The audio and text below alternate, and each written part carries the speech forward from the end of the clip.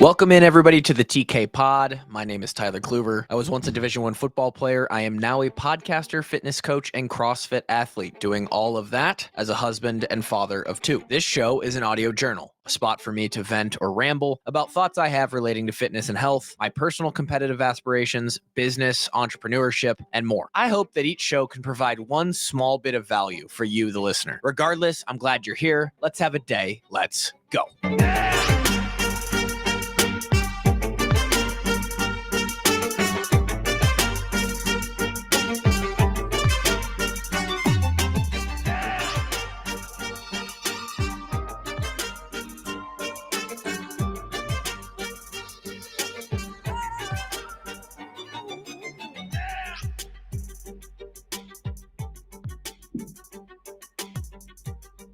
Random one coming today. Just a random podcast full of just wildly different, wide-ranging thoughts. I sat here for, 30 minutes and was trying to think about what am I going to talk about today. I have plenty to talk about at all times. Welcome into the TK Pod, by the way. If you've never been here, you're going to get one hell of an interesting show today. I think it will be short and very action-packed. I don't plan on going into depth on any of this stuff, maybe even trying this as a new format. Usually we talk about, self-growth or personal growth and business and maybe occasionally some podcasting stuff, some health stuff, my personal uh, competitive fitness training that I do. Today's just going to be random. I just have a lot of random stuff in my brain, and it kind of hit me like this is where I take those things. And so, yeah, we're gonna rapid fire and give a few thoughts on each one of these. As a parent now, looking ahead, investing in the future. It's one of those things. Everybody at some point is going to get into looking ahead, planning for retirement. Obviously, people have 401ks built into their jobs, retirement plans, whatever it may be. Your personal journey into that, using your own and kind of dabbling in your own investing, I think probably does for a lot of people, should come in to play there. That started for me in 2020 when my wife and I, we would have been 24, 25 years old. Is that right? 20, 24, maybe? Fuck, I don't know. Right before my 25th birthday was when we got into, it would have been 2019 because I remember we got into it before COVID, right around my birthday, the year before COVID, which would have been 2019, and great time to get in. We finally had a little bit of built up cash, and we were able to hey, let's open a brokerage account. And I was going to start playing with day trading and all this stuff, right? Hey, maybe I'll be a day trader. I'll work from home. Dumb idea. Needless to say, we got into it. I learned a ton about stocks and options and long-term investments and index funds and all this different stuff. Long story short, most of the money is in index funds, and we all and the reason for that is because we know how those do. And the earlier you can get into those, at 24, I got into it. I wish I would have been in it in college with the little bit of money that I had.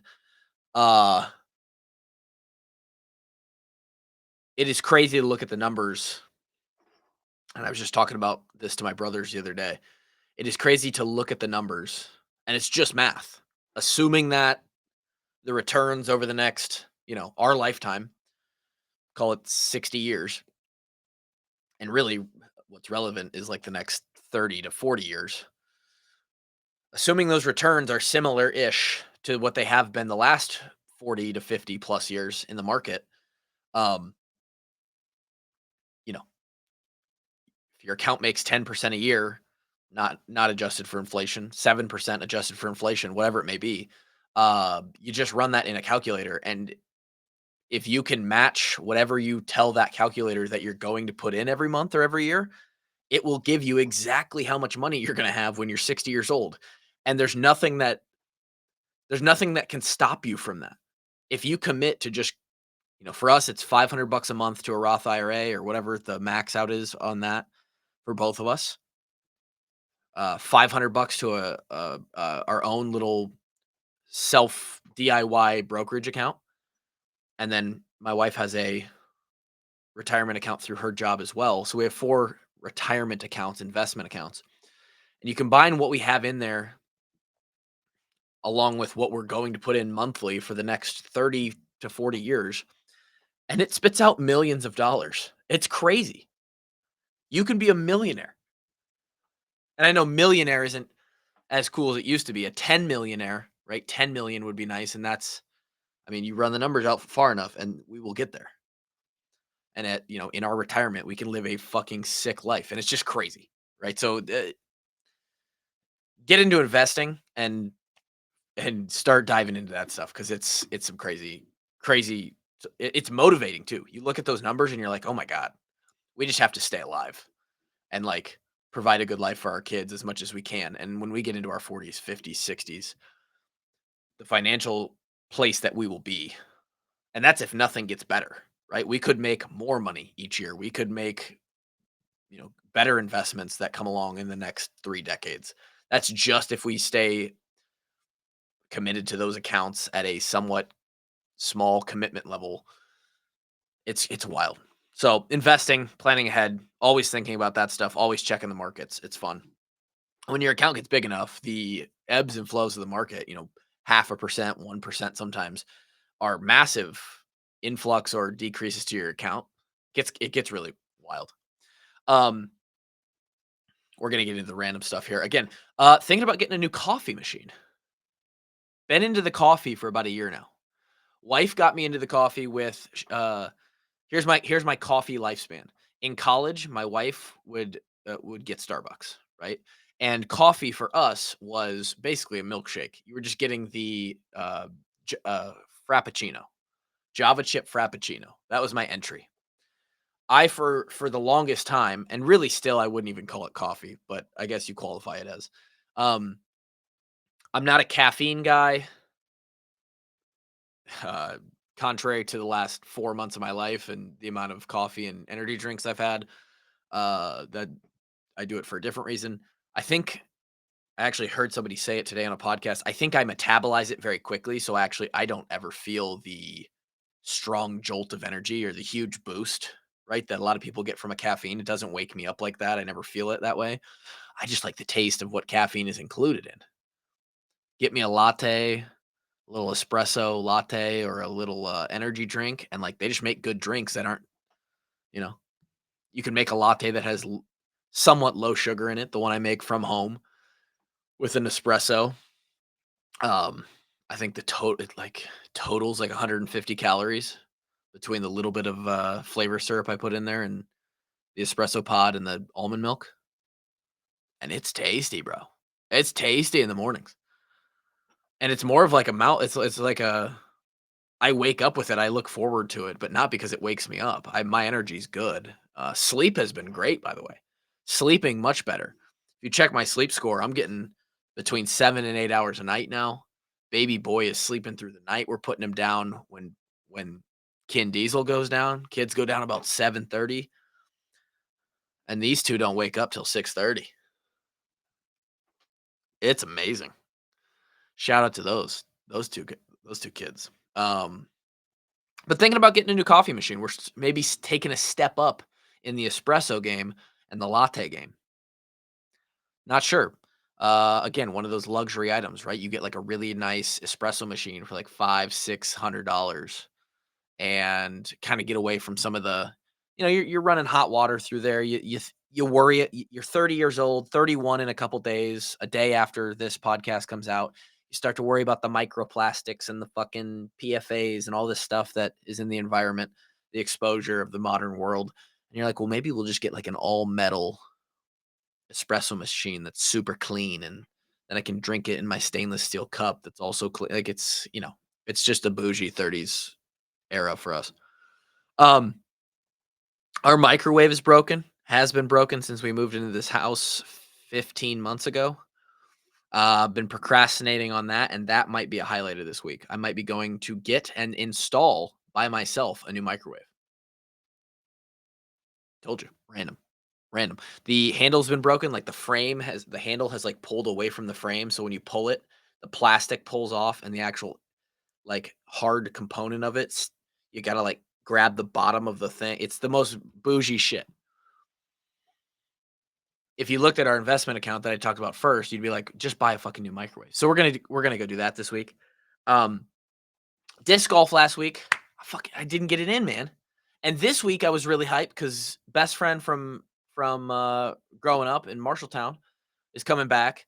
We're gonna go to the Iowa game, get to there in a second, but he was gonna come back a day early. We're gonna play disc golf, like at least 18, maybe 36 holes on Friday, basically take the entire day off and just turn it into a third weekend day. And now that is now not gonna happen because of a conflict. Last week it didn't happen because I saved my disc golf for Friday and then it rained and it was wet on Friday. I was literally walking out the door in my, somewhat athletic attire to go disc golf, and I went out and touched the ground and it was sopping wet. I was like, "Oh man." Cuz discing in wet grass is just not enjoyable. And it just kind of brought to the forefront of my brain like how if you have hobbies, you have to schedule them. You have to schedule them. They won't happen. Life will push them in different ways and directions, and they will get put on the back burner if you don't schedule hobbies. So make sure you do that. Uh,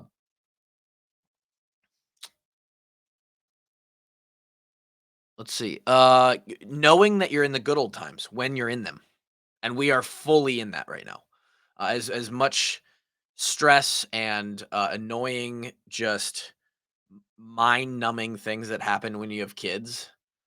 And it's really not mind numbing. Kids are dumb. They're literally developing. They're babies. They don't know what they're doing. But some of the stuff that they do, some of the stuff that they're capable of on the high end of efficiency and intelligence makes you think, how are you also this stupid? How are like it's just like they're figuring out the world. You cannot blame them. But as a parent, you're so frustrated that they pull the entire roll of toilet paper off the rack, right? You walk into the bathroom, it's all over. They ask you for chicken nuggets. You bring back chicken nuggets 5 minutes later, and they say, "No, I don't want those."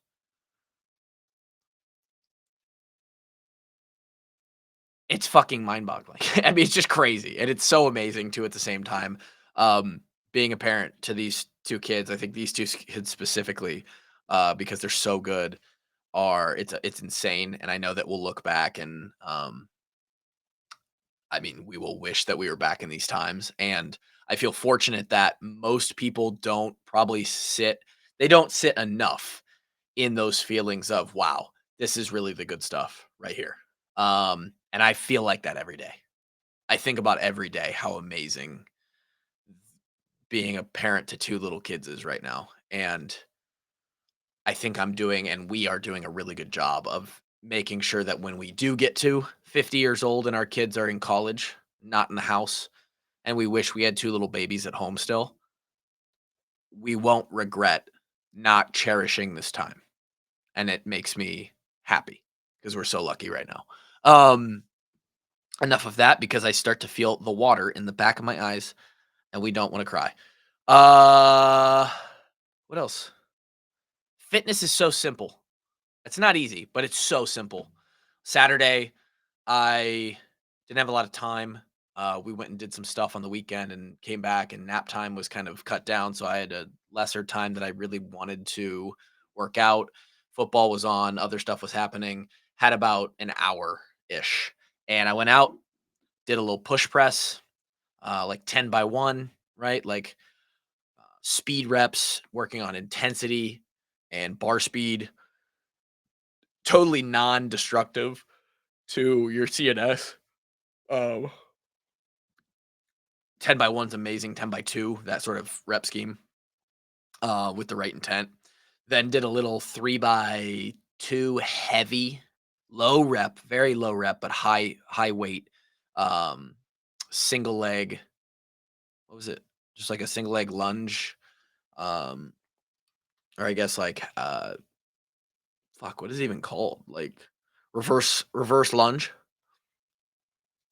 um, and got my lifting in. Got the rower out, did 3 by 3 minute intervals with 1 minute rest in between. Literally an 11-minute workout. And if you rip hard enough and you're willing to put in the work, let me tell you, fitness was achieved. I got more fitness out of Saturday than 99.9% of people. And I did, you know, uh, like 20 total sets, no, 20 total reps of lifting between two exercises and 9 minutes of rowing. And God, was I feeling it. It was a hell of a workout. So it's simple. You don't have to do a lot, but you do have to do it. Simple, not easy. Um, Other thoughts. I have this weird downtime during the day, oftentimes where, kind of like before this podcast, I was literally just sitting here watching old YouTube videos from when I was in middle school and high school that were funny to me, like Bratz and Beretta, some of the classics from that time. Um, just wasting 30, 45 minutes to an hour sometimes. And it's this really very weird feeling that is personal to me. Probably most people don't experience this. I don't have any deadlines. I don't have anything to get out today. I have the stuff that I need to do and I've done it. So I'm just sitting here like 10 in the morning on a Monday when people should be busy with work. You're trying to get ahead on the week. And I'm like, I've got an hour to kill right now. Like it's very weird. And some of that is the way my schedule works. We record a lot of our podcasts 2 a week, some of the bigger ones, the more important ones at night. So I do my work outside of normal work hours. Therefore, some of the regular work hours, business hours, it kind of offsets, but it still leaves me in this weird place of like feeling like I need to be working at least Monday through Thursday for 6 to 8 hours a day. And I just don't have enough work to really do in there. And I sit here and I go, man, what else could I do for work? How could I advance this brand? I'm always sitting here trying to like, what's the next thing I could do to spend my time wisely and make more money, build the brand, all this stuff. And it's like, but sometimes I want to go do stuff. Sometimes I have errands to run. It's the dichotomy and struggle of someone who I am motivated and disciplined to build and continue to work hard and all this stuff in my career. I also really love the flexibility of having time off during the day, no real responsibility to anybody else. I can make my own schedule. I can get errands done if I need to. I can go pick a kid up or whatever. But that flexibility comes with but if you don't have any of those things to do, should you be working? Weird feelings. Need to get better at dealing and processing them. I don't know if there's an answer to it. Um, and then this weekend, I mentioned earlier, we will be going to the Iowa football game. It'll be the first game that I've attended since the first game of last year. So, um, without going to that game, it's been. I'm not sure I went to a game the year before that. So I've gone to one football game, Iowa football game in the last like 30 games, and um, this will be the first one back, and we get to have a very special experience. Get to take a few people, a couple brothers, dad, wife, a few friends with me. Unique experience that through the walk-ons and the stuff that we do, I fell into. Um, Private box, catered food, air conditioning, cozy seats, like our own little room to watch the game in from the press box. Very, parking right outside the press box. Like you walk 30 feet into the stadium. It's gonna be very cool, very lucky, blessed opportunity, and is probably gonna be the coolest way that we've ever watched an Iowa football game. Now they play Indiana, who just hung about 100 on a good Illinois team, and Iowa football is still trying to figure some stuff out. So who knows how the game ends up, but the experience will be very, very cool. Um, and it just feels cool to be able to do those things. That's all I got today. The running has been going better.